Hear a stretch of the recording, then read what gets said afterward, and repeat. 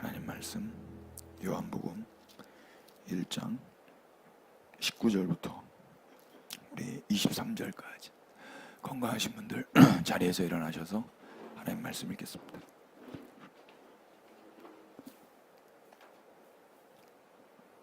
다 같이. 유대인들이 시작. 유대인들이 예루살렘에서 제사장들과 레위인들을 요한에게 보내어 네가 누구냐 물을 때 요한의 증언이 이러하니라. 요한이 드러내어 말하고 숨기지 아니하니 드러내어 하는 말이 나는 그리스도가 아니라는데 또 묻되 그러면 누구냐 네가 엘리야냐 이르되 나는 아니라. 또 묻되 네가 그 선지자냐 대답하되 아니라. 또 말하되 누구냐 우리를 보낸 이들에게 대답하게 하라. 너는 내게 대하여 무엇이라 하느냐 이르되 나는 선지자 이사야의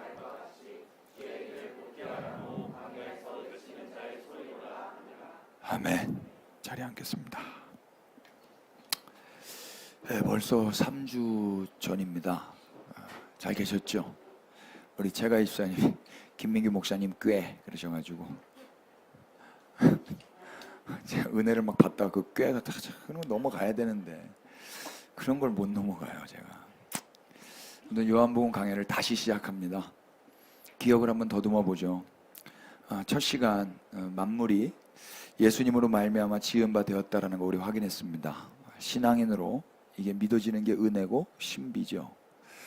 만물 가운데 지어진 것 중에 하나도 그거 없이는 된 것이 없답니다. 믿고 계십니까? 이거 진짜 이거 잘 안 믿어집니다. 근데 이제 그냥 믿는 척 하는 건지 아니면 그냥 익숙해서 그렇게 되는 건지 이거 진짜 진지하게 한 번만 생각해 보잖아요. 그럼 막 혼란스러워요. 아무튼 제가 여러분들의 혼란을 드리고 싶지는 않기에 지난 시간 우리는 창세기 1장에 창조를 누가 한 것인지 다시 질문했었어요. 창세기 1장의 창조는 하나님이 하셨던가요? 예수님이 하셨던가요? 요한복음에 따르면 예수님 스스로 아무것도 할 수 없다 하셨잖아요. 말씀이신 예수님이 천지를 말씀으로 창조하셨는데 정작 말씀이신 예수님은 스스로는 아무것도 하지 못한다 하셨어요. 그럼 이 창조세계, 이 모든 피조세계는 어떻게 된 겁니까? 제가 이해하기로는 유일하게 하나님과 교제하신 분, 하나님의 음성을 듣고 유일하게 순종하신 분, 하나님의 모습을 뵙고 행하신 분, 그래서 흑암 중에도 빛을 선포하시고 없음 가운데도 있음을 외치신 분, 그분은 예수님 한 분밖에 없으십니다. 따라서 하나님은 예수님께 말씀하셨고 예수님은 유일하게 하나님의 음성을 들으셨고 예수님은 그 하나님의 말씀에 순종하셔서 말씀으로 창조를 하신 거죠. 그렇게 우리 예수님은 흑암과 혼돈과 사망뿐인 세상 가운데 순종으로 하나님의 나라를 건설하신 거예요. 예수님은 하나님과 함께 계셨어요. 하나님은 말씀하셨어요. 예수님은 그 말씀에 순종하셨어요. 만물은 그렇게 창조된 거예요. 죄인인 우리도 그렇게 하나님의 자녀로 창조가 되는 겁니다. 그래서 예수님은 우리의 창조주라고 말을 하는 거죠. 성육신과 십자가 그리고 당신의 몸 우리입니다. 이 몸의 새 창조. 예수님은 이 모든 것에 순종하셨어요. 하나님 먼저 말씀하셨고 예수님 거기에 순종하신 거죠. 그렇게 우리는 예수님의 순종으로 창조된 자들인 것입니다.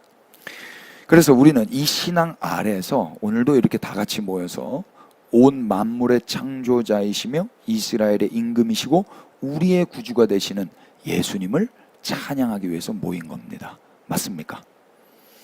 반면에 세상은 예수님을 알지 못했죠. 세상에 계셨던 예수님, 세상을 창조하신 그 주님을 세상은 몰랐습니다. 그리고 이스라엘 역시 그들의 왕을, 그들의 창조주를, 그들의 생명과 그들의 빛을 받아들이지도 않았고 교제하지도 좋아하지도 인정하지도 않았습니다.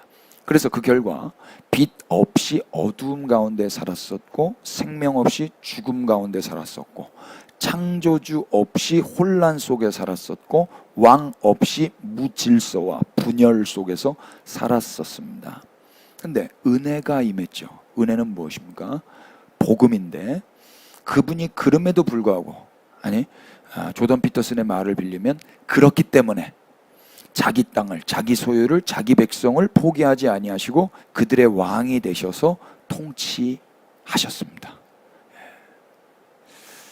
우리의 구주 되시는 예수님은 자기를 거부하고 받아들이지 않는 자들에게 오셔서 그들을 당신의 자녀로 삼으시고 친히 그들의 왕이 되시죠. 그러므로 인간 측에서 하나님의 자녀가 되는 방법은 없었습니다. 12절이 중요한 게 아니라 그랬습니다. 요한복음 1장 12절 우리가 많이 외웠습니다만 그게 중요한 게 아니라 13절까지 다 같이 봐야 된다 그랬어요. 안 찾아봐도 되죠?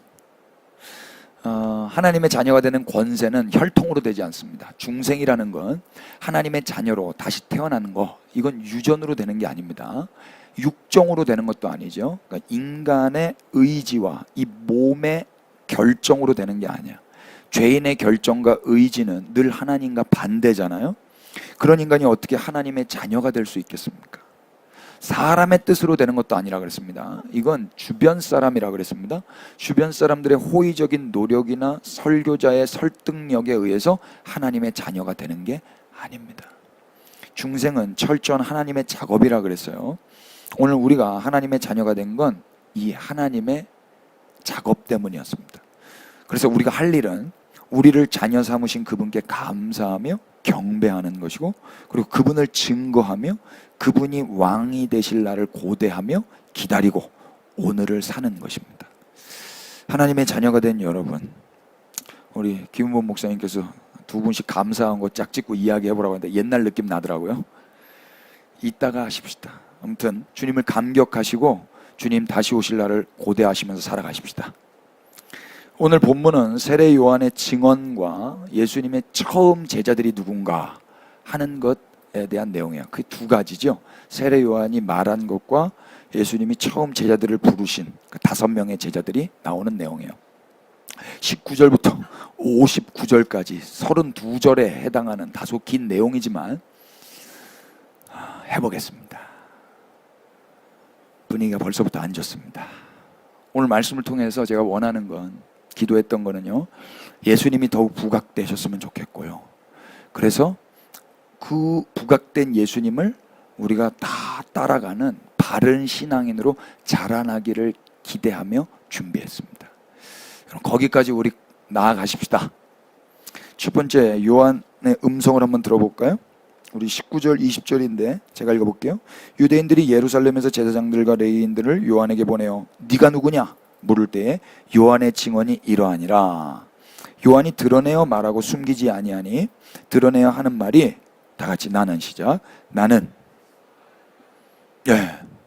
19절이 유대인들이로 시작을 하죠. 이 유대인들이 제사장들과 레위인들을 보내요. 저는 이게 되게 궁금했어요. 도대체 어떤 유대인들이길래 제사장들과 레위인들을 보내서 자기가 궁금한 걸 물어보게 하는가? 얼마나 유력한 자들이길래 제사장들과 레위인들도 쥐락펴락할 수 있단가? 24절 보니까 대반의 답이 나오더라고요. 24절 한번 보실래요? 그들은 누구라? 바리새인들이 보낸 자라. 그러니까 바리새인들이 보낸 거예요. 제사장들과 레위인들. 그러니까 유대인들은 바리새인들이죠. 바리새인들은 제사장들과 레위인들을 오라가라 할 수 있을 정도의 능력자였던 것 같아요. 그래서 뭐가 궁금했는 거예요? 요한, 너 누구냐? 이걸 궁금했던 거죠. 요한이 뭐라고 그래요? 난 그리스도가 아니야. 그러니까 이 대답을 하기 위해서는 너 그리스도야? 라고 먼저 물어봤겠죠. 성경에 기록되어 있진 않지만 아무튼 나는 그리스도가 아니야. 숨기지 않고 말했어요. 난 메시아 아니야. 난 왕 아니야. 또 21절에 물었어요. 또 묻대. 그러면 네가 누구냐? 엘리야냐? 뭐라고 그러죠? 나는 아니라. 또 묻대. 네가 그 선지자냐? 대답하되 나는 아니라. 요한은요 계속 아니라고 이야기했어요. 그들이 말하는 그리스도, 그들이 말하는 엘리야, 그들이 말하는 그 선지자, 난 그 사람 아니야. 근데 저는 이게 좀 헷갈렸어요. 사실 세례 요한은 엘리야 맞지 않나요? 그리고 엘리야 머리를 염색하고 와가지고 누군지 몰라봤네요. 엘리야 이름 바꾸라니까. 바꾸지 마세요. 엘리야잖아요. 그럼 세례 요한은 엘리야로 인식하고 있지 않나요? 선지자잖아요, 엘리야.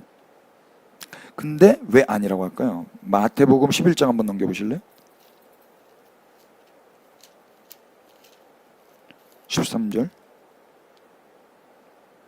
모든 선지자와 율법이 예언한 것은 요한까지니 만일 너희가 즐겨 받을진대 오리라 한 엘리야가 곧 이 사람이라. 엘리야 맞잖아요. 오리라 한 엘리야가 곧 이 사람이다. 누가복음 16장 누가 보실래요? 누가복음 16장 16절. 율법과 선지자는 요한의 때까지요 그 후부터는 하나님의 나라에 복음이 전파되어 사람마다 그리로 침입하느니라. 율법과 선지자는 누구까지라 그래요? 요한. 그러니까 요한이 마지막 선지자인 거예요. 선지자가 요한까지니까. 그러니까 이 세례 요한은 엘리야도 맞고 선지자도 맞아요. 근데 자기는 아니라고 한단 말이에요. 왜 자기를 부인하는 걸까요? 그는 왜 자신을 가리켜 엘리야도 아니고 선지자도 아니라고 말하는 거예요? 이유가 뭘까요? 제가 생각하기로 당시 유대인들이 생각하는 엘리야와 선지자가 지금 이 세례 요한 자신이 감당해야 하는 일, 곧 엘리야적인 모습과 선지자적인 모습은 아니었기 때문이었던 것 같아요. 유대인들이 생각했던 엘리야는 과연 어떤 엘리야였을까요? 지금도 우리 엘리야 하면 떠오르는 이미지 있죠. 혹시 아세요? 엘리야가요 두 산과 연관이 있어요. 갈멜산과 호렙산이에요. 여러분 어떤 엘리야가 떠올라요? 갈멜산의 엘리야가 떠올라요? 호렙산의 엘리야가 떠올라요? 성경 한번 찾아보죠. 열왕기상 18장입니다.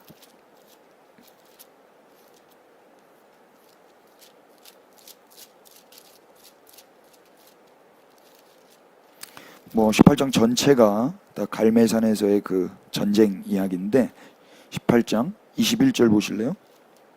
엘리야가 모든 백성에 가까이 나아가 이르되 너희가 어느 때까지 둘 사이에서 머뭇머뭇하려느냐. 여호와가 만일 하나님이면 그를 따르고 바알이 만일 하나님이면 그를 따를지니라 하니 백성이 말 한마디도 대답하지 아니하니라. 갈멜산의 엘리야는 카리스마 있습니다. 또 30절 보세요. 엘리야가 모든 백성을 향하여 이르되 내게로 가까이 오라. 백성이 다 그에게 가까이 가매 그가 무너진 여호와의 제단을 수축하되. 갈멜산의 엘리야는 무너졌던 제단을 다 수축했습니다. 또 38절. 이에 여호와의 불이 내려서 번제물과 나무와 돌과 흙을 태우고 또 도랑에 물을 핥은지라. 모든 백성이 보고 엎드려 말하되 여호와 그는 하나님이시로다. 여호와 그는 하나님이시로다 하니 40절 시작. 엘리야가 그들에게 이르되 바알의 선지자를 잡되 그들 중 하나도 도망하지 못하게 하라 하매 곧 잡은지라. 엘리야가 그들을 기손 시내로 내려다가 거기서 죽으니라. 아멘. 이게 갈멜산의 엘리야의 모습이었어요. 그리고 이 엘리야는 어떻게 되죠? 열왕기 하 2장의 11절을 보십시다.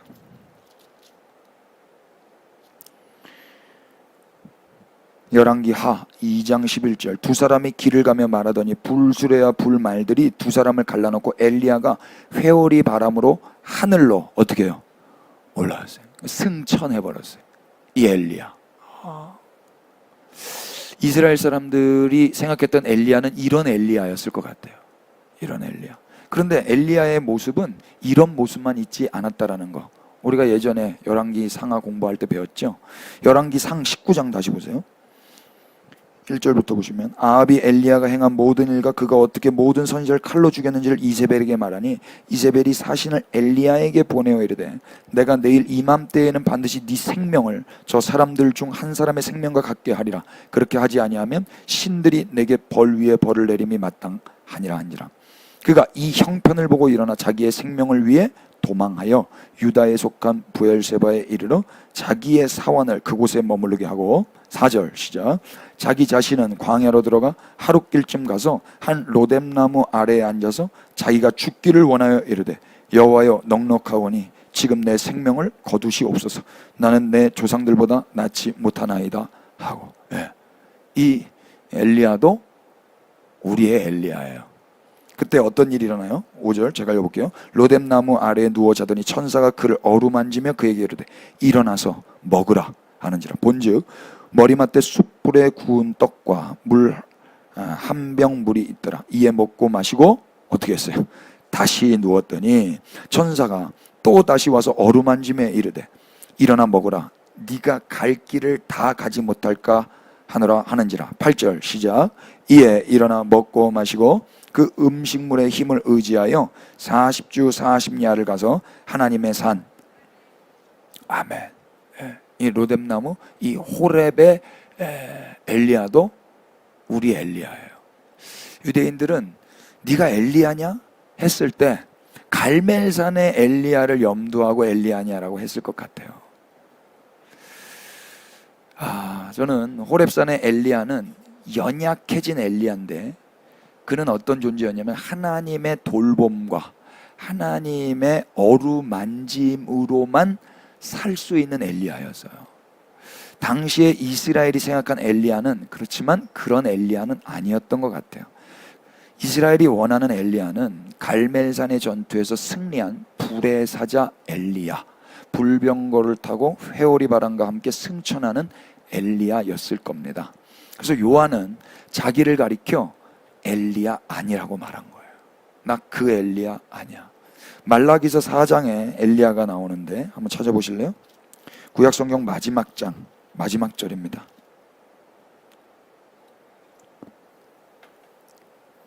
4장 4절.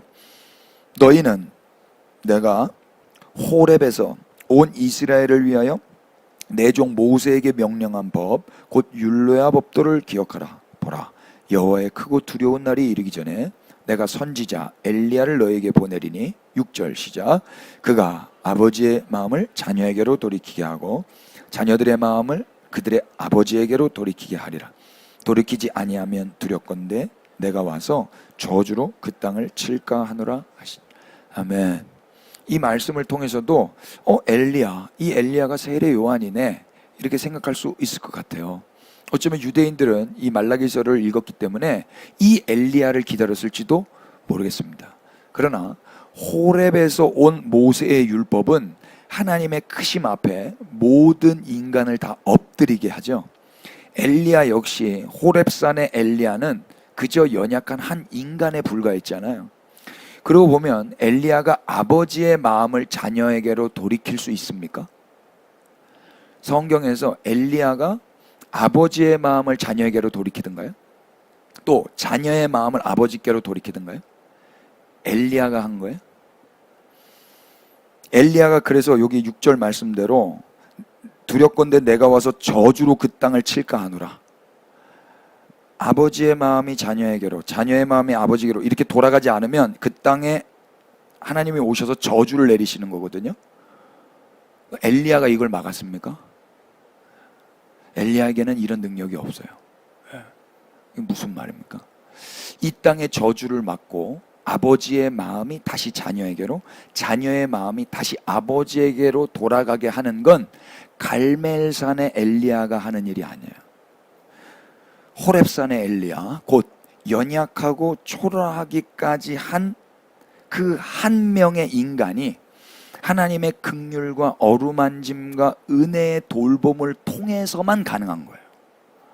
이 엘리야의 역할을 누가 했어요? 아버지 하나님의 마음을 자녀에게로 돌이키신 분, 자녀들의 마음을 다시 하나님 아버지께로 돌아가게 하신 분, 그래서 이 땅의 저주가 아닌 생명을 선사하신 분, 그분이 누구예요? 그분이 예수 그리스도세요. 아멘이세요? 그러니까 엘리야가 아니라 그 엘리야가 예수 그리스도라고요. 그러니까 나 엘리야 아니야라고 말한 거라고요. 우리 예수님은 갈멜산의 엘리야로서 이걸 이루내신 게 아니에요. 우리와 성정이 똑같아지셔서 일찍이 연약하여 죽임당하시는 모습으로서 이 역사를 이루어내시는 거예요. 힘으로 이거를 바꿔내는 게 아니라고요. 불의 사자로서 이걸 바꿔내는 게 아니라고요. 연약해질 대로 연약해진 한 인간으로서 죽으시고 하나님이 어루만지고 돌보시고 긍휼을 베푸시고 다시 은혜를 베푸셔서 살아나게 하심으로 하나님의 저주가 이 땅에서 떠나가게 하신 거, 그게 예수 그리스도의 사역이었습니다. 예수님은 그래서 유대인들이 기대했던 그런 엘리야가 아니셨어요. 어느 누구도 기대하지 않은 모습으로 이 땅에 오신 능력의 종, 화목해 하신 하나님의 아들, 그분이 바로 우리가 믿는 하나님 예수 그리스도십니다. 아멘이세요? 엘리야 이름의 뜻이 뭐예요? 엘리야, 여호와의 힘, 여호와의 신, 이런 뜻이거든요. 엘이란 말은 힘, 능력, 또 사람으로도 말할 수 있어요. 능력 있는 자, 신과 같은 사람. 그래서 하나님이라고도 번역할 수 있어요. 야는 뭐예요? 야훼죠. 야훼. 그러니까 야훼의 힘, 야훼의 능력, 이게 엘리야예요. 엘리야, 야훼의 힘, 야훼의 능력이 뭐예요? 불로 다 조져버리는 거예요? 다 심판해버리는 거예요? 힘으로 다 찍어 누르는 거예요? 그게 여호와의 능력입니까? 아니에요. 하나님의 능력이 뭐예요? 고린도전서 1장 가보세요.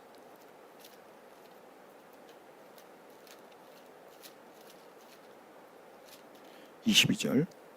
유대인은 표적을 구하고 헬라인은 지혜를 찾으나 우리는 십자가에 못 박힌 그리스도를 전하니 유대인에게는 거리끼는 것이요 이방인에게는 미련한 것이로되. 우리 24절 다 같이 시작. 오직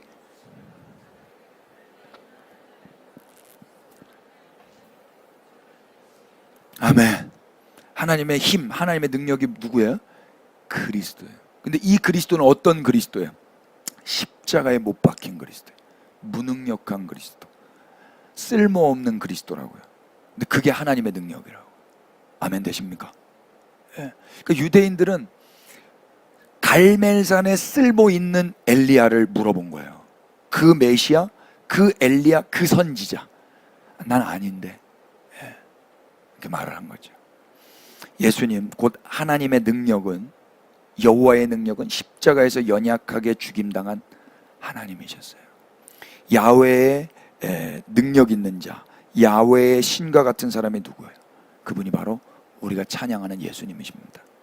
그는 갈멜산의 용맹스러운 모습이 아니라 하나님의 어린 양으로 죽임을 당하신, 우리와 똑같이 연약한 모습으로 이 땅에 오신 여호와의 힘이셨습니다. 그러니까 기독교가 뭐냐? 이거예요. 그러니까 사람들이 생각하는 그 힘, 그 힘으로 뭔가를 해보겠다라는 거, 그거 아닌 거예요. 그래서 이 예배당 안에서 그 힘을 구하는 거, 그건 조금 돌봄이 필요한 거예요.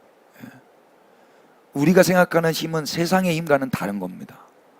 성경은 그래서 세례 요한을 통해서 지금 당시 유대인들이 생각하는 그런 힘 있는 엘리야, 그런 선지자 아니라고 말씀하고 계신 거예요.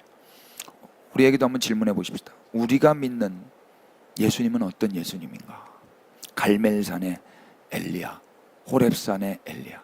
갈멜산의 예수님, 호렙산의 예수님. 어떤 예수님이에요? 하나님의 돌봄과 긍휼이 없이는 아무것도 아니에요. 내가 내 힘으로 뭘 해보겠다, 그 아무것도 아닌 거 아시죠?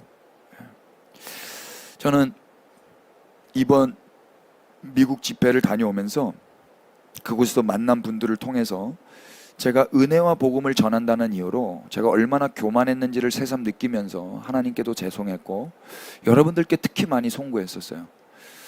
어느덧 연약한 호렙산의 은혜와 그 복음이 갈멜산의 무시무시한 엘리야가 되어서 휘두르고 있지는 않은지 제 자신을 돌아보게 됐어요.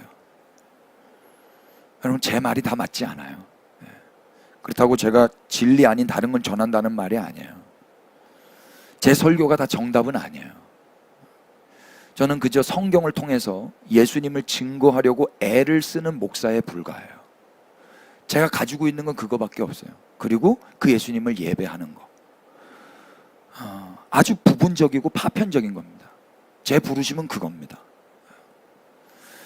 이번에 제게 없는 것이 참 많다라는 것을 제가 확인하면서 난 참 많이 없구나, 나는 딱 이거밖에 없구나, 그러면 그 나머지는 다 없는 거거든요. 그러면서 우리 성도님들이 저에게 없는 것을 통해서 혹 편협되거나 편식을 하게 되지 않을까 염려가 생겼어요.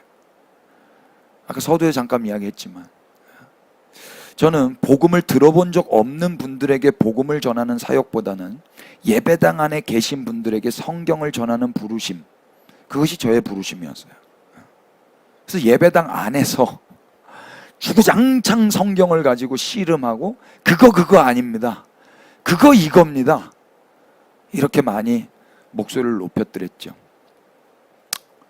복음으로 사람을 살려야 하는 제가 과연 복음을, 제가 전했던 그 복음을 듣고 사람이 살아났는가 한번 돌아보게 됐어요. 그런 면에서 제게 여러분들은 제가 뿌린 말씀의 씨앗의 결과들이시더라고요. 그러니까 여러분들이 막 나가서 싸우고 막 멱살 잡고 그거 아니야 막 이렇게 하면 그게 저예요, 저. 그러니까 우리 애들이 저거든요. 제가 했던 거 애들이 그대로 하잖아요. 그러니까 여러분, 제 애들이란 말이 아니에요. 제가 제일 말을 많이 하잖아요. 원튼 영향을 받으신다니까요. 여러분들이 생명으로 살아나셨으면 좋겠어요. 근데 이건 제 소원으로 되는 게 아니라 제가 전한 메시지가 정말 생명이어야 되는 거더라고요. 근데 과연 그런가? 만약 그렇지 않다면 저는 매주 1시간 이상씩 되는 메시지를 3편이나 거의 4년 동안 전했거든요. 그런데 소위 제가 비판했던 그 사형리로 3분도 채 안 되는 그런 복음을 전하고 영접 기도를 받아내신 분들만도 못한 인간이 돼버리는 거예요. 전 그런 인간인 거예요. 제가 이번에 그걸 느끼면서 하나님 앞에 너무 무력했어요. 일주일에 3편씩 3시간 넘는 설교를 했는데 과연 생명이 흘러갔던가? 저는 제 안에 은혜와 복음이라는 그 호렙산의 연약함을 가지고도 충분히 높은 마음에 고착화된 신앙인이 될 수 있다는 것을 확인하면서 우리 몸들은 제발 저처럼 되지는 않았으면 좋겠다라고 기도했어요. 이제 기도를 넘어서 제가 조심하려고 합니다. 선줄로 생각하는 자는 넘어질까 조심하라고 하셨습니다. 그런데 어쩔 수는 없을 겁니다. 사람이 그렇게 쉽게 바뀌지는 않거든요.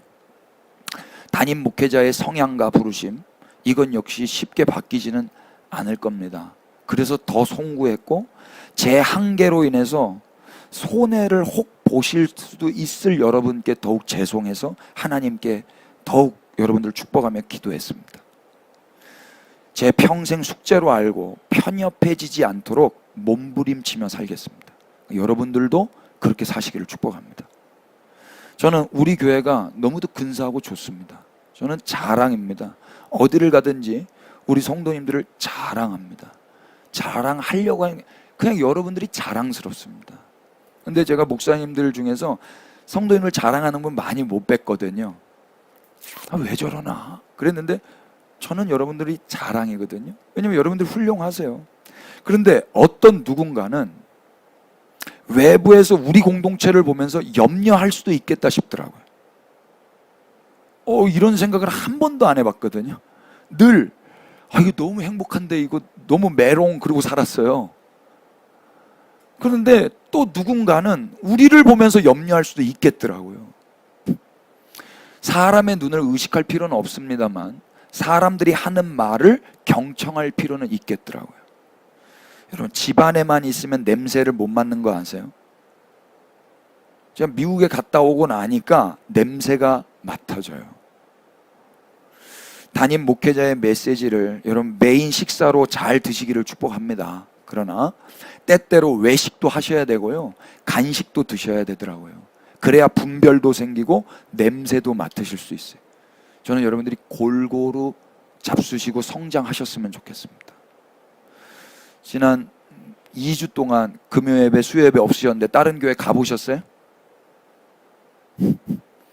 아니면 댁에서 예배 드리셨어요? 방송으로 같이 예배하셨어요? 제 거리에서 할 때? 지금 짜증나세요? 대답 안 하시고 작정하신 거예요? 영어로 말해요? 여러분, 우리가 하는 일 선한 일이거든요. 이 선한 일이 비방을 안 받았으면 좋겠습니다. 예, 뭐 밑도 끝도 없이 비방하는 사람 어쩔 수 없어요. 그러나 그런 거 아니고 정말 하나님 앞에 겸손하게 서 있어 보자고요. 정말로. 제가 이번에 느낀 거예요. 제가 이번에 정말로 그 기우모 목사님 이야기 좀 하면은요. 저는 선교를 프로그램으로 가져가는 것에 대해서 많이 회의적이었고 비판적이었습니다. 그렇다고 선교 안 할 수는 없는 거죠. 먼저 복음이 충만해지면 자연스럽게 열방과 거리로 나가야 되는 것 같아요. 그러니까 늘 저에게 들어왔던 질문은 우리는 아무것도 안 해도 됩니까? 그런 메시지를 전한 적이 없거든요. 누구보다도 복음과 은혜 아래 있다면 행동할 수밖에 없고 밖으로 나갈 수밖에 없어요. 이 불이 있는데, 그리고 하나님의 음성이 들리는데 어떻게 그럴 수 있습니까? 그러나 우리 그리스도의 몸된 교회가 지금 태어나서 여기까지, 지금의 시즌은 여기까지였던 거예요. 소그룹을 만들자고 그렇게 이야기하셔도 제가 굳고 자연스럽게 태어나야 된다 하면서 만류했지 않습니까? 그런데 우리 청년들이 모이기를 원했고 터져난 거거든요. 사실 이건 제 목회 철학과 좀 반대되는 겁니다만, 이 니즈에 의해서 어떻게 제가 굴복할 수밖에 없었고 손을 들 수밖에 없었어요. 하나님이 이때는 이렇게 하시는구나, 이렇게. 그 다음에 또 제가 생각하지 않았던 그런 어떤 것들을 또 하나님이 우리 공동체 안에 허락하신다면 우리가 또 받아내야 되지 않겠습니까? 그 시즌이 됐다라는 건 그만큼 우리가 자라났다라는 걸 거예요. 한편으로는 하나님으로부터 인정받았다는 생각도 들면서 감사했고, 그러나 정말 더 마음에 남는 건 저로 인해서 여러분들이 저처럼 편협한 인간이 되지는 않았을까 하는 생각에 많은 염려가 생겼습니다.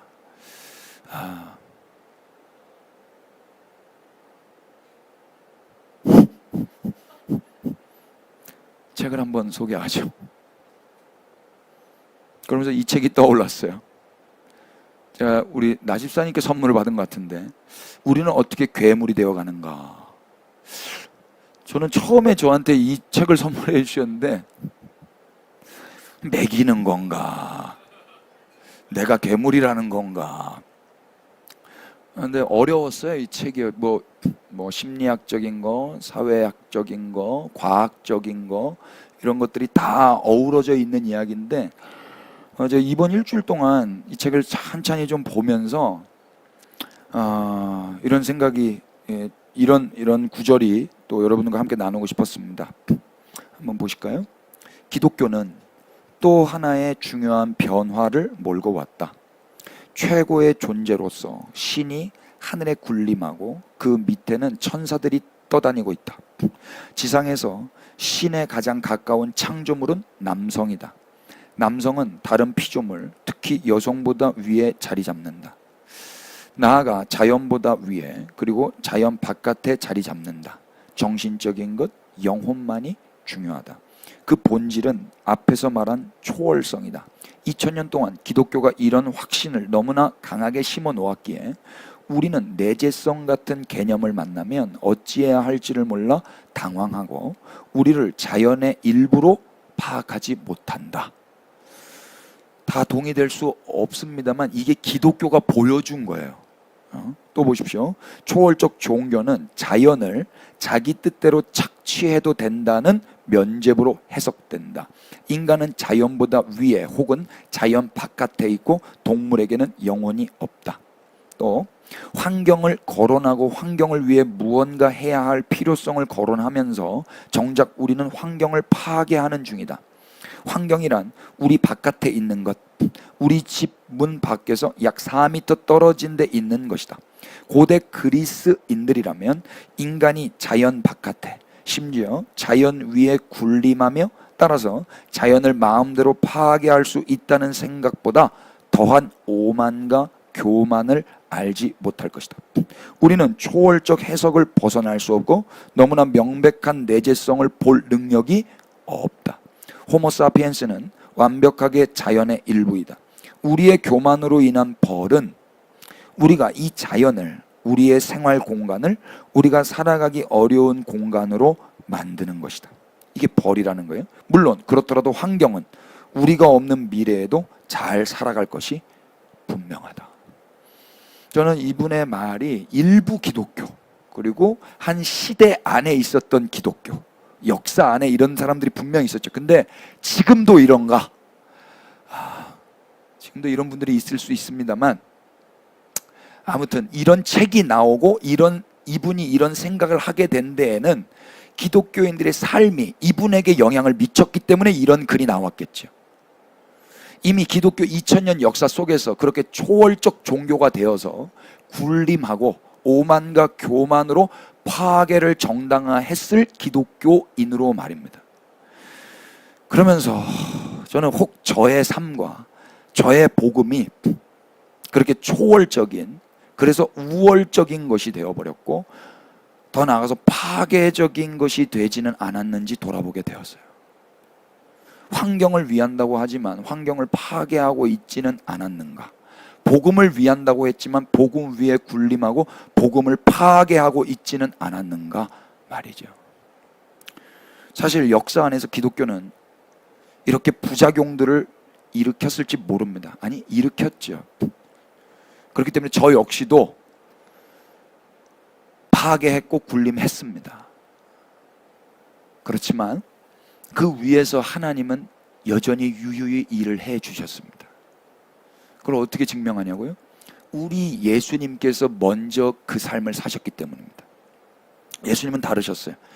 우리 주님은 초월적이셨지만 내재적이셨고, 우리 주님은 하나님이셨지만 인간이셨고, 그분은 왕이셨지만 양으로 죽임당하세요. 그 초월자가 그 초월의 능력으로 군림해서 힘으로 갈멜산의 엘리야처럼 통치하신 게 아니었다고요. 그분은 호렙산의 엘리야처럼 하나님으로부터 연약한 한 인간으로 돌봄을 받으면서, 하나님이 건져주지 않으시면 그냥 그 어둠 속에 평생 영원토록 갇혀 계셔야 되는 그 한 무력한 인간으로 이 땅에 오셨다고요. 저는 이 예수님의 균형이 저에게 있기를 기도했어요. 내 안에 그 갈멜산의 엘리야가 아니라, 그 갈멜산의 엘리야도 필요해요. 근데 호렙산의 엘리야도 필요한 거예요. 근데 이 밸런스, 그분의 몸으로서 저 역시, 그리고 우리 교회 역시 그렇게 균형 있게 아름다워졌으면 좋겠다 하면서 기도했습니다. 여러분, 아름다움은 균형에서 오는 거더라고요. 성장은 하는데 한쪽만 자라나면 되겠습니까? 아름답게 균형 있게 자라나야 되지 않겠어요? 우리 피차 아름답게 자라나십시다. 쉽지 않겠지만 포기하지는 말자고요. 아멘이 되세요? 세례 요한의 말을 좀만 더 들어보실까요? 23절입니다.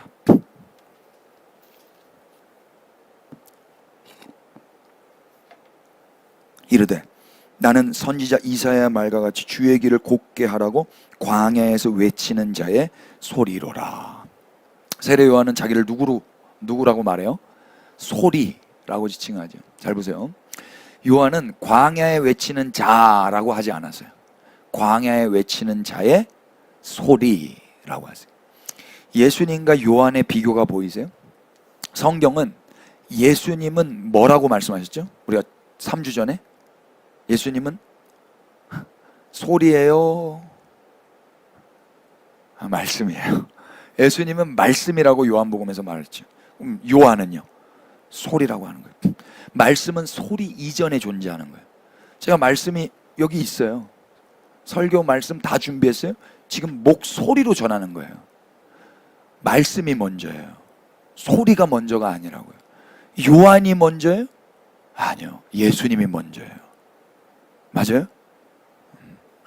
소리인 요한이 먼저 온 것 같고 나이도 많은 것 같아도 말씀이신 예수님, 그분은 태초 전부터 계신 거예요. 아멘. 사람들의 귀에 그 소리가 들린다고 해서 그가 먼저 있었던 게 아니라고요. 보이지 않고 들리지 않아도 말씀이 언제나 소리보다 먼저 있습니다. 소리는 그저 소리로서 의미가 있지 않아요. 소리의 의미는 어디에 있어요? 말씀에 있는 거예요. 소리의 가치는 어디에 있어요? 말씀에 있는 거예요. 내용. 그러므로 말씀이 없는 소리는 울리는 꽹과리인 거죠. 예수님 그 사랑, 그 말씀이 없는 소리는 그저 잔소리고 헛소리고 딴소리고 잡소리인 거예요. 제가 여기서 말씀으로 말미암아 하지 않으면 이건 다 쓸데없는 소리인 거예요. 아무리 듣기 좋은 소리여도 말씀이 없다면 의미 없어요. 가치 없어요. 예배당 안에서 특히 더 가치 없어요. 요한은 듣기 좋은 소리는 아니었을지 모르겠습니다만 말씀을 전하는 소리였기에 그 어떤 소리보다도 가치 있고 의미 있는 소리였습니다. 소리의 특징 중 또 하나가 뭐냐면 소리는 들리긴 들리지만 보이지는 않아요. 제 소리 눈에 보이세요? 예, 모르겠어요. 이거 소리를 전공하신 분들도 보인다고 말할 수 있을지 모르겠는데 자신을 가리켜 소리라고 한 요한은 자신을 드러내지 않았어요. 자신을 보이려 하지 않았다라는 거예요. 소리의 끝은 늘 말씀이신 예수님을 향하는 거예요. 그러니까 제 말소리가 저에게로 향한다. 그건 헛된 소리였던 거예요. 쓸모없는 소리였던 거예요. 저만 그렇지 않습니다. 모든 그리스도인들의 소리가 예수 그리스도를 향하게 되어야 할 것입니다. 예, 우리의 말소리가 말씀이신 예수님을 전한다면 이 땅이 예수님을 보게 될 거예요. 예수님을 못 봤던 자들도 예수님을 보게 될 것입니다. 그래서 말씀이 있는 자는 꼭 소리로 전해야 되는 거예요. 소리로 사는 자의 삶은 다소 비극적이에요. 아시다시피 요한은 일찍 죽습니다. 그 소리는 그렇게 사라지는 거예요. 이게 소리의 인생이에요. 그러나 그래도 상관없는 게 무엇입니까? 소리는 사라져도 말씀도 함께 사라지나요? 말씀은 영원합니다. 아멘. 여러분, 소리는 사라져도 말씀은 영원한 거. 이내 소리로서 소멸되고 증발되어 사라진다 해도 그 자리에 말씀이 영원히 살아남아서 그 말씀으로 인해 기뻐할 수 있다면 우리는 말씀을 사모하고 사랑하는 자들인 거예요. 여러분의 일상 가운데서 오늘 예배 중에 들렸던 제 목소리는 사라지고 없어질 거예요. 그렇지만 여러분 안에 그 말씀은 남아있게 되기를 바랍니다. 다 목소리만 들려. 잘못된 거예요. 소리는 사라지고 말씀을 남는 거. 우리도 소리죠. 우리가 사라져도 말씀은 남는 거예요. 그러니까 말씀을 사랑하는 자는 난 사라져도 되는 거죠. 그러니까 나를 사랑하는 자는 내 목소리를 높이겠죠. 어떻게든 내 목소리가 계속 울려 퍼지도록 소리를 고래고래 지를 거라고요. 괴롭습니다. 우리가 사라져도 말씀만 남게 하면 되는 거 아니겠어요? 아멘이 되십니까? 빌립보서 1장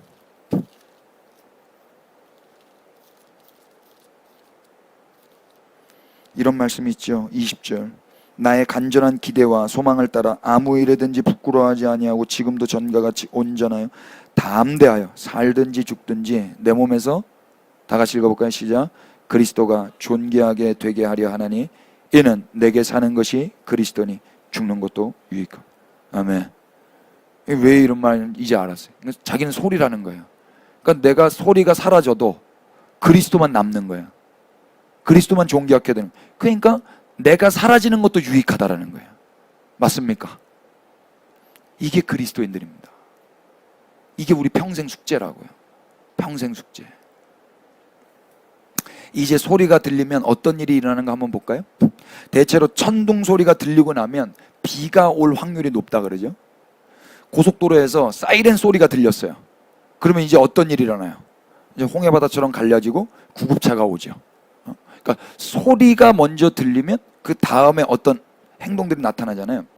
요한이라는 소리가 지나고 나면 이제 생명의 단비가 되시는 예수님이 오시는 거고, 요한이라는 광야에 외치는 자의 소리가 들리고 나면 구급차 되시는 생명의 예수 그리스도께서 오시는 거예요. 저는 우리의 삶이 좀 그랬으면 좋겠다 싶습니다. 우리의 삶 이후에 예수님이 오시고 예수님이 남으시고 우리의 소리가 사라지고 나면 예수님이 그 자리에 왕으로 좌정하시는 삶, 피차 이 영광스러운 사라짐을 사모하십시다. 그러니까 제가 미국 가 있을 때 제가 사라졌잖아요. 제가 사라졌는데 하나님의 말씀이 남아있기를 기대했었거든요. 예. 다시 돌아왔어요. 또 소리를 지금 내고 있어요. 그리고 우리 헤어질 거예요. 그럼 이제 뭐만 남아야 돼요? 말씀만 남는 거예요.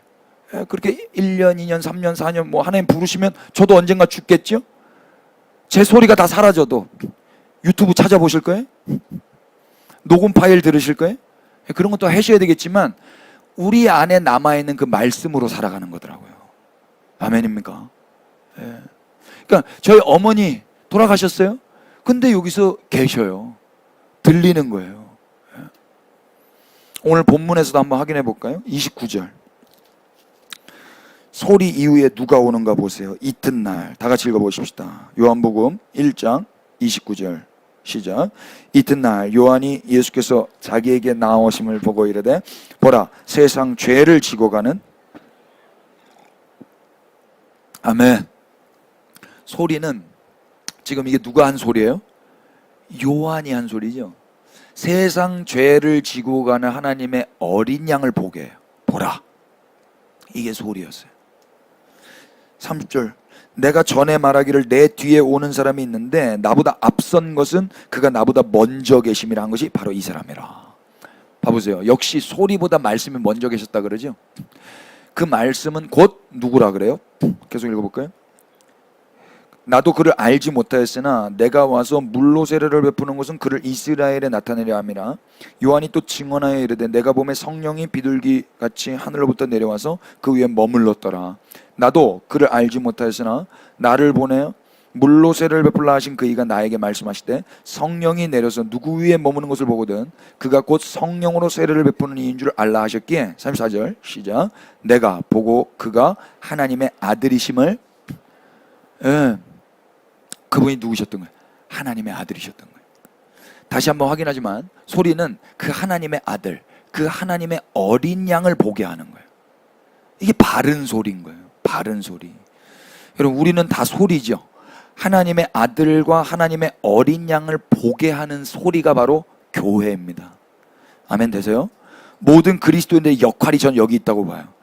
우리 자신을 주목하게 하는 게 아니에요. 나를 보게 하는 게 아니라 하나님의 아들과 하나님의 어린 양에게로 시선을 돌리게 하는 거.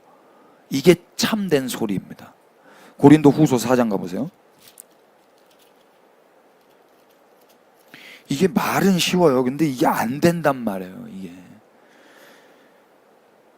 4장 5절. 우리는 우리를 전파하는 것이 아니라 오직 그리스도 예수의 뭐 되신 것? 주 되신 것, 큐리오스, 주 되신 것과 또 예수를 위해 우리가 너희의 종된 것을 전파한다. 이 종된 것을 전파하는 거예요. 갈멜산의 엘리야가 아니라고요. 호렙산의 엘리야라고요. 이걸 증거하는 거예요. 이것도 너무 갈멜산의 엘리야 같아. 이런 거 안 해야지. 이렇게 해야지. 고린도 후서 1장 24절 보세요.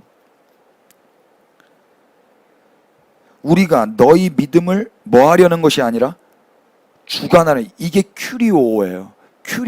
큐리오스에서 온 단어예요. 그러니까 주관이라는 단어는 통치하다, 지배하다, 주인이 되다 이런 뜻이거든요. 그러니까 바울 일행이 어떤 영적 지도자들이 교회의 믿음을 통치하고 지배하고 주관하는 거 아니다 이야기예요. 그건 소리 아니다 이야기입니다. 뭐 하는 거예요? 오직 너희 기쁨을 뭐 하는 자? 돕는 자 되려 함이니 이는 너희가 믿음에 섰습니다. 너희의 기쁨을 돕는 자.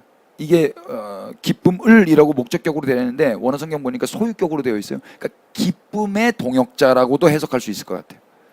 기쁨의 동역을 하는 걸 뿐이지 주인이 돼서 가스라이팅하고 이렇게 하는 건 아니라고요.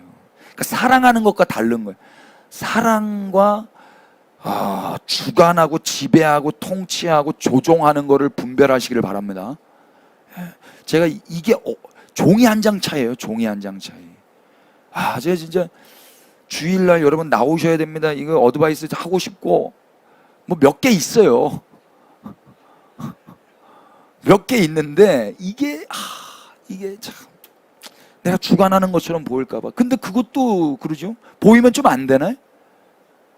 그것도 제가 너무 착한 리더가 되려고 하는 욕심인 것 같기도 하더라고요. 리더는 착하면 안 되잖아요.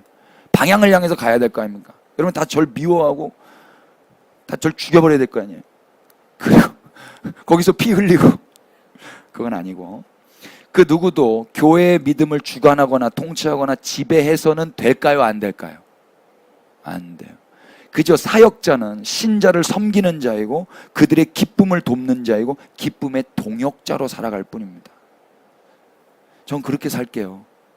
혹시 제가 여러분들 지배하려고 한다면 말씀해 주세요. 저도 모르는 사이에 그렇게 될지도 몰라요. 아니 이미 그러고 있을지도 모르고요. 저는 몸된 교회와 함께 기쁨의 동역자로 섬기는 종으로 살아갈 수 있도록 계속 기도하겠습니다. 오늘 성경은 그걸 가르쳐 주는 것 같아요. 소리였던 세례 요한이 하나님의 어린 양과 하나님의 아들을 전하자 느닷없이 어떤 일이 일어나는가 한번 보실래요? 요한복음 1장 37절 보시면,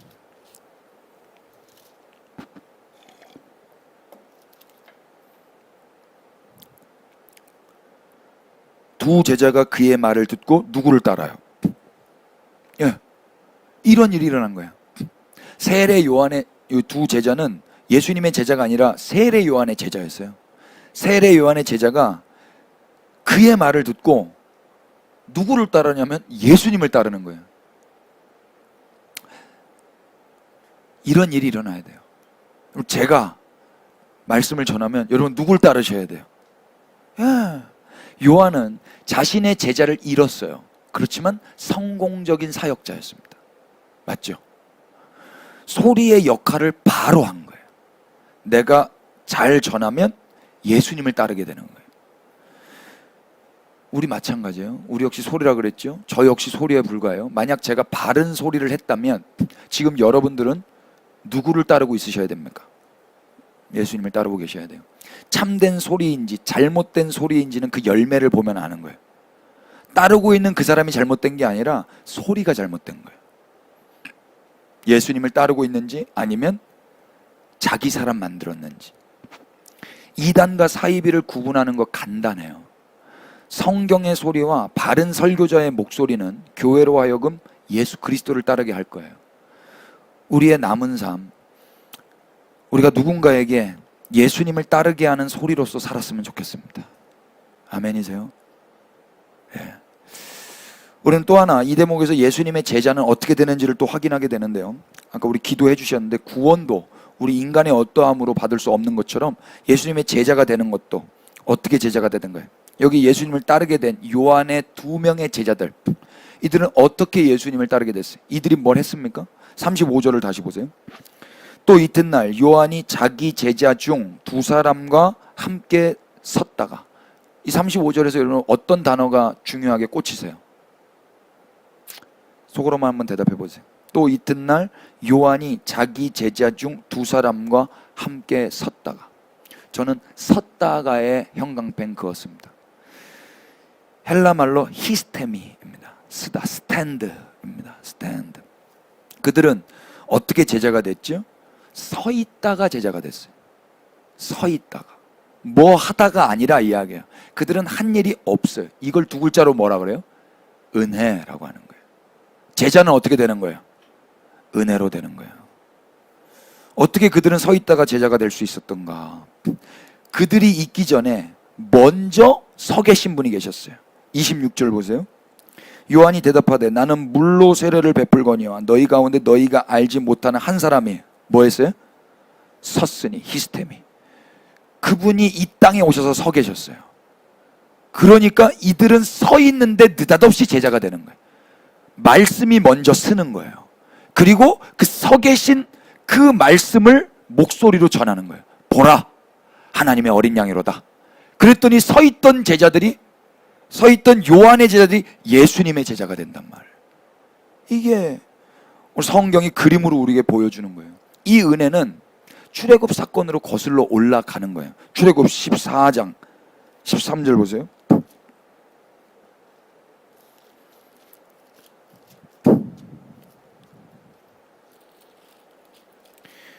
시간 관계상 13절 14절 두 절만 보십시다. 모세가 백성에게 이르되 너희는 두려워하지 말고 가만히 뭐해?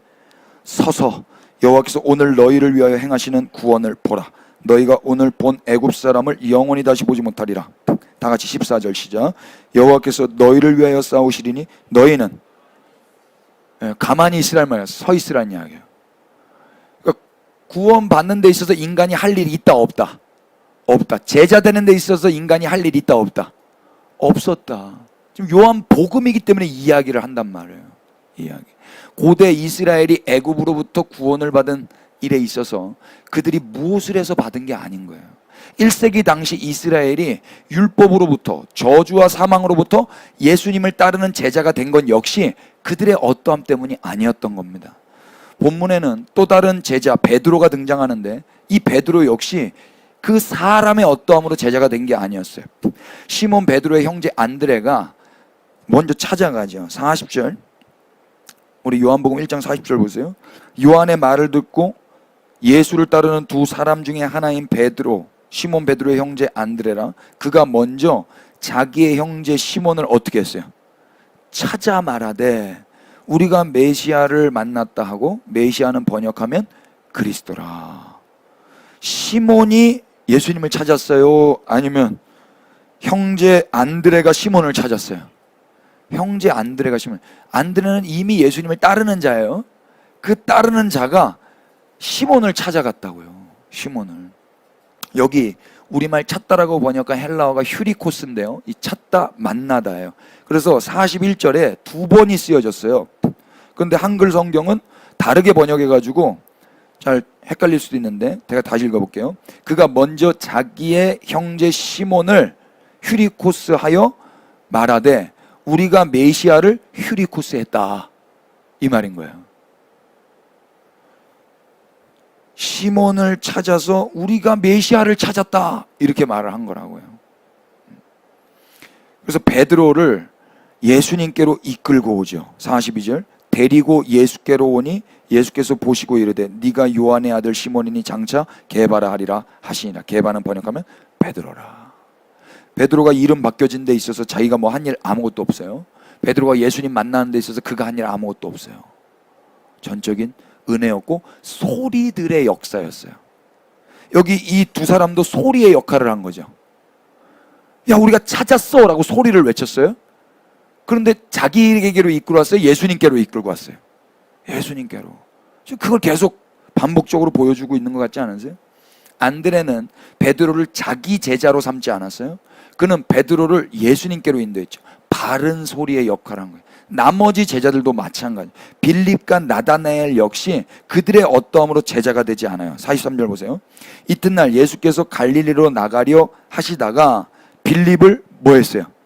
만나. 이 만나가 헬라어 뭘까요? 휴리코스. 그러니까 뭔 얘기예요? 예수님이 갈릴리로 나가려 하시다 빌립을 찾으신 거예요. 휴리코스 하신 거라고요. 그러니까 빌립이 예수님을 찾은 게 아니라고요. 예수님이 빌립을 찾으신 거예요. 아멘 안 하실 거예요? 빌립은 또 이제 누구를 찾아요?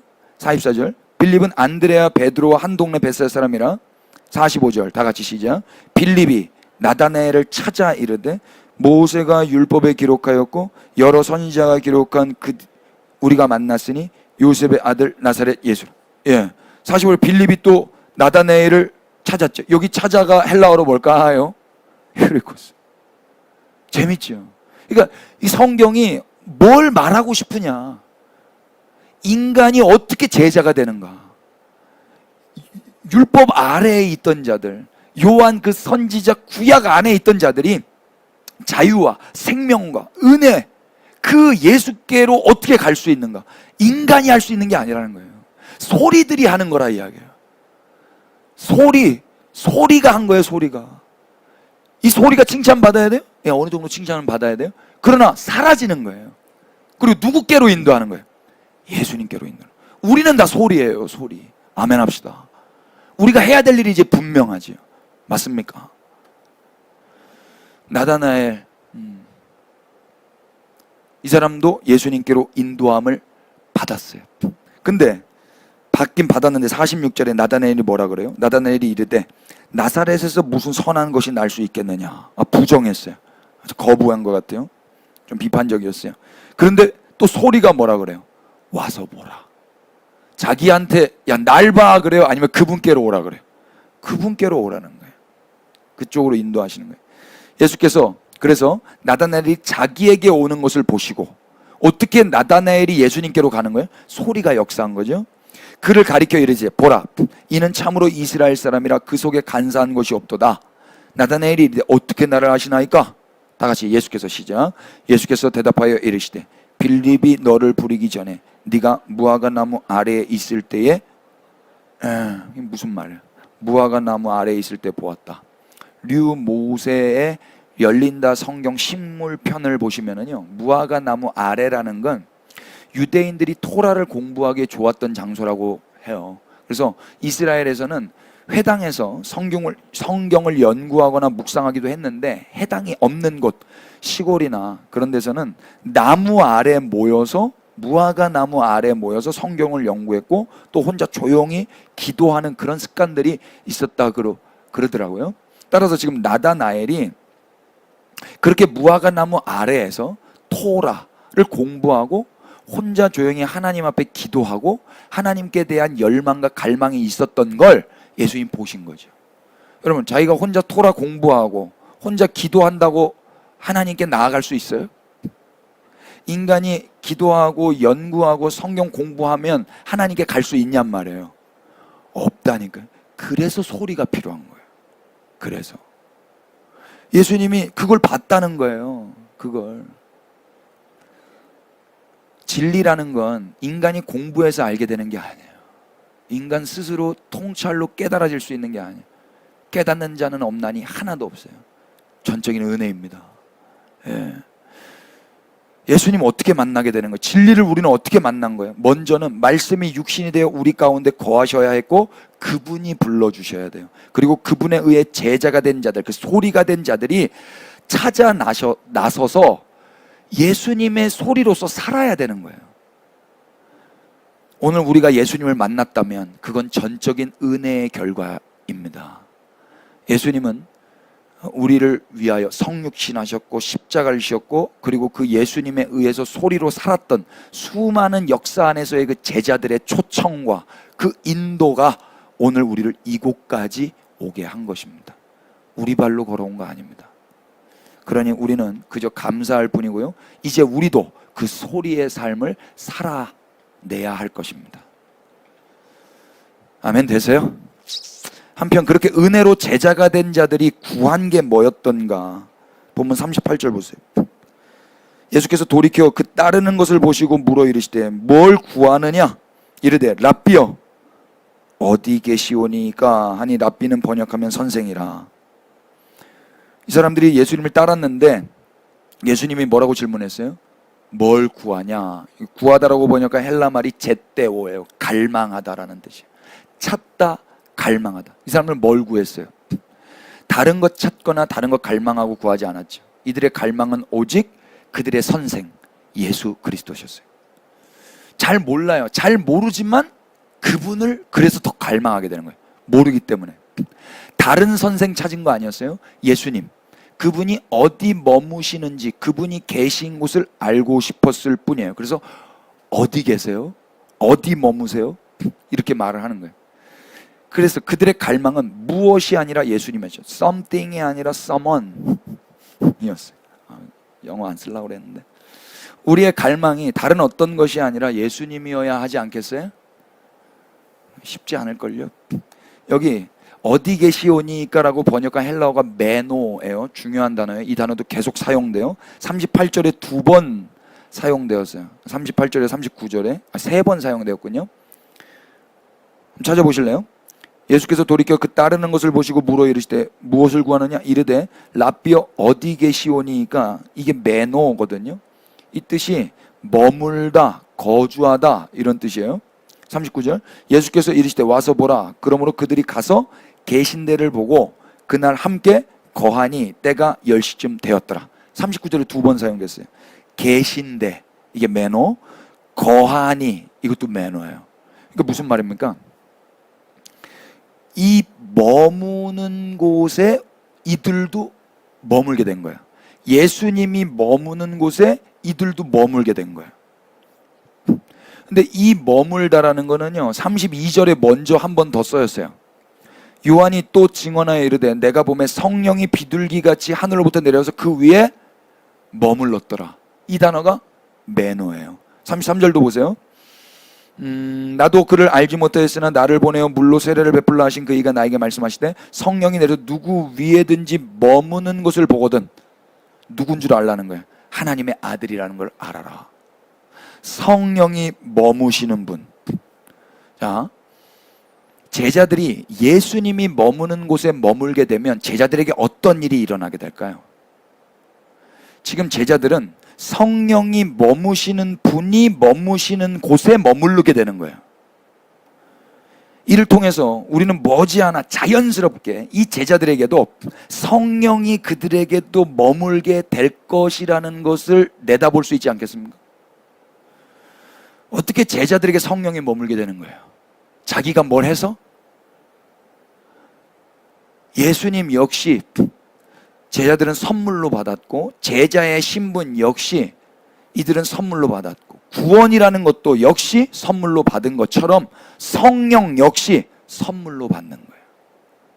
성령이 머무시는 곳이 성령이 머무시는 분이 그분이 머무시는 곳으로 초대하셨기 때문에 이들은 선물로 성령을 받게 된다 이야기예요. 성령 세례 또는 성령 충만, 이거 어떻게 받는 거예요? 예수님을 통해서 받는 거예요. 어떤 기도나 어떤 집회나 어떤 인간의 행위로 획득하는 게 아니에요. 예수님을 갈망하는 자에게 주시는 선물이었어요. 성령이 머무시는 그분이 와서 보라고 하셨어요. 그분이 머무시는 곳에서 그분과 함께 머무시는 것, 성령, 하나님과 이제 이들을 함께 하게 될 거예요. 여러분, 예수님을 더욱 사모하고 갈망하시기를 축복합니다. 왜요? 그분을 갈망하는 자에게 머지않아 성령 하나님이 함께 하실 거거든요. 정말이에요. 그러니까 성령을 사모하고 간 게 아니에요. 예수님을 사모한 거예요. 예수님을 갈망한 거예요. 그런데 성령을 선물로 받는 거예요. 성령이 함께 하신다면 그곳이 누가 함께 하는 곳일까요? 예수님 함께 하신 곳인데 하나님이 함께 하시는 거예요. 그러니까 지금 삼위 하나님이 다 계신 거예요. 누구로 인한 거예요? 예수님으로. 지금 이 사람들은 성령도 예수님도 잘 모르는 사람들이잖아요. 유대인들이라고요. 우리 첫 시간 기억나세요? 요한복음은 유대인들에게 하는 말이었어요. 유대인들은 누구밖에 몰라요? 야훼 하나님밖에 몰라요. 그런데 지금 예수님의 제자가 됐고 느닷없이 성령까지 받게 될 상황까지 왔다 이야기예요. 본문 50절 보세요. 예수께서 대답하여 이르시되 내가 너를 무화과 나무에서 보았다 함으로 믿느냐? 이보다 더 큰 일을 보리라. 너 지금 내가 너 무화과 나무에서 봤다고 놀랬어? 더 큰 것도 볼 건데? 그게 뭐예요? 51절 시작. 또 이르시되 진실로 진실로 너희에게 이르노니 하늘이 열리고 하나님의 사자들이 인자 위에 오르락내리락 하는 것을 보리라. 아멘. 이게 무슨 말이에요? 이거 지금 어느 말씀 인용하신 건지 아세요? 오르락내리락 하는 거 어디서 많이 들어보지 않으셨습니까? 우리 이거 사다리 기억 안 나세요? 창세기 28장으로 가보십시다.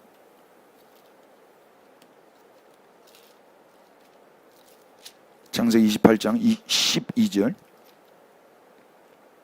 꿈에 본즉 사닥다리가 어디에 서 있어요? 땅 위에 서 있는데 그 꼭대기가 하늘에 닿았고, 또 본즉 하나님의 사자들이 그 위에서 오르락내리락하고, 또 본즉 여호와께서 그 위에 서서 이르시되 나는 여호와니 너희 조부 아브라함의 하나님이요 이삭의 하나님이라. 네가 누워있는 땅을 내가 너와 네 자손에게 주리니 네 자손이 땅의 티끌같이 되어 네가 서쪽과 동쪽과 북쪽과 남쪽으로 퍼져나갈지며 땅의 모든 족속이 너와 네 자손으로 말미암아 복을 받으리라. 내가 너와 함께 있어 네가 어디로 가든지 너를 지키며 너를 이끌어 이 땅으로 돌아오게 할지라. 내가 내게 허락한 것을 다 이루기까지 너를 떠나지 아니하리라 하신지라. 아멘. 그냥 자연스럽게 아멘 나오죠. 여러분, 이게 무슨 이야기예요? 하나님이 야곱에게 하시면서 했던 이야기를 지금 예수님이 하셨다고요. 그럼 지금 예수님 누구라는 거예요? 예수님 하나님이라는 거예요. 아멘 되세요? 더 큰 일을 보리라. 야, 이거 큰일 났네. 예수님 따라갔다가 이거 지금 우상 숭배하게 생겼네. 16절 보세요. 야곱이 잠이 깨어 이르되, 다 같이 읽어볼까요? 시작. 여호와께서 과연 여기에 계시거늘 내가 알지 못하였다. 예. 여호와께서 과연 여기에 계시거늘. 여러분, 그 예수님을 따라가잖아요. 그러면 어떤 고백이 나오는 거예요? 여호와께서 과연 여기에 계셨구나. 예수님이 여호와셨구나. 아멘 되십니까? 이게 우리 신앙 고백인 거예요. 우리는 이게 된다고요. 근데 1세기 당시의 유대인들, 이 창세기를 알고 말라기를 알고 열왕기 상하를 아는데, 예수님이 갈멜산의 엘리야가 아니라 호렙산의 엘리야로, 아니 유다의 사자가 아니라 하나님의 어린 양으로 오셔가지고 느닷없이 그분을 따라가게 됐어요. 소리에 의해서. 그런데 그분이 누구라는 거예요? 이스라엘의 하나님이라는 거예요.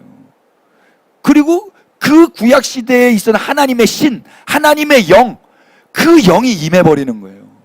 이들이 뭘 해서 받는 게 아니라. 그러니까 유대인들에게서 삼위일체가 나오는 거예요. 설명할 수 없지만 성령도 하나님이야, 성자 하나님이야, 성부 하나님이야. 몰라, 설명 안 돼. 그런데 부정할 수 없어. 이렇게 된 거라고요.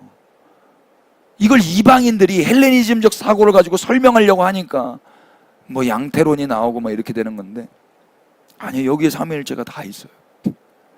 땅 위에 서 있는 사닥다리가 하늘에 닿았어요. 하늘과 땅을 이어주는 계단이 된 거예요. 그게 바로 예수 그리스도의 사역이었어요. 하늘과 땅을 이어주는데, 그 하늘과 땅을 이어주는 그 꼭대기는 하늘에 닿았지만 밑에는 뭐가 있어요? 땅에 그 사다리가 박혀 있는 거예요. 서 있는 거예요. 그래서 예수님이 성육신 하셔서 이 땅에 오신 거란 말입니다. 하늘의 문이 땅에 오셨어요.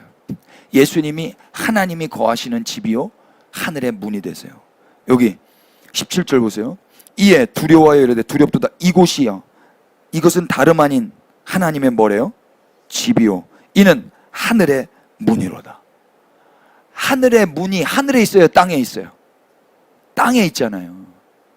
그래서 이 사다리가 박혀 있는 거예요. 여기가 하늘의 문이란 말이에요. 여기 꼭대기, 사다리 꼭대기가 로시예요. 로시가 뭐예요? 머리잖아요. 그럼 몸은 어디에 있는 거예요? 땅에 있잖아요.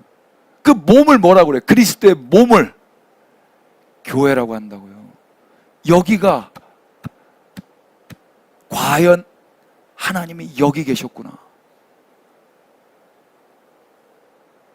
하나님 어디 계세요? 어쩌다 거기 가셨어요? 거기 엘리야인데. 소리들에 의해서 예수께로 이끌림 받았더니 성령을 받았고 더 큰 것까지 봤다고요. 하나님을 배웠다고요. 이게 우리가 연구하고 추적하고 우리가 기도해서 얻어낸 거예요? 전적인 은혜예요. 아멘이 되십니까?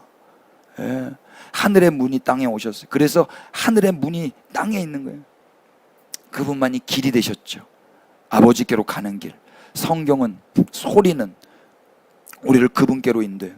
우리가 바른 소리라면 예수님께로 인도함을 받아야 할 것입니다.